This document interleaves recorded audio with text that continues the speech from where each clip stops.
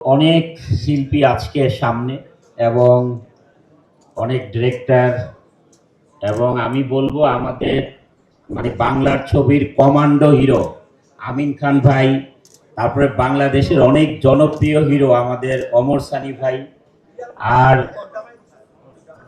মিশা ভাইয়ের কথা তো বলারই দরকার নেই, গিনিস বুকে নাম উঠানো দরকার ছিল, মিশা ভাইয়ের এত ছবি করে ফেলেছে। যাই হোক, ইকবাল ভাইয়ের সাথে আমি একটা কাজ করেছি, কিলহিম, আপনারা সবাই জানেন ইকবাল ভাইয়ের আইডিয়া ভালো। টাকা পয়সার চেয়ে বেশি দরকার হচ্ছে একটা মানুষ টাকাটাকে ইউটিলাইজ করা, স্ক্রিনে যেটাকে দেখানো যায়। তো অনেকেই বলে ছবির বাজেট বেশি কিন্তু স্ক্রিনে খুঁজে পাওয়া যায় না, বাট ইকবাল ভাই যতটুকু খরচ করেছে কিলিমে আমি দেখেছি স্ক্রিনে সেটা দেখা গিয়েছে।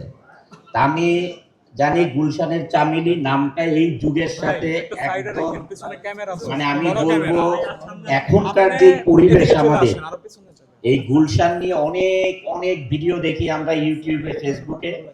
সেই এখনকার যুগ অনুযায়ী যে নামটা দিয়েছে, নামের জন্য এই ছবিটা আমি প্রথমেই বলতে চাই মানুষ আগ্রহ নিয়ে এই ছবিটা দেখবে ইকবাল ভাইকে, এবং যে নামটি রেখেছেন যেই মুভির রাইটার ওনাকে আমি কৃতজ্ঞতা জানাই এবং ধন্যবাদ জানাচ্ছি।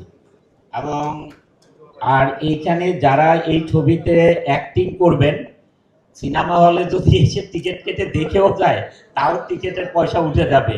এখানে যে এত লিজেন্ডারি যে অ্যাক্টররা রয়েছেন, অ্যাক্টর্স রয়েছেন, সবাইকে অনেক অনেক ধন্যবাদ। সবাই ভালো থাকুন, খোদা হাফেজ।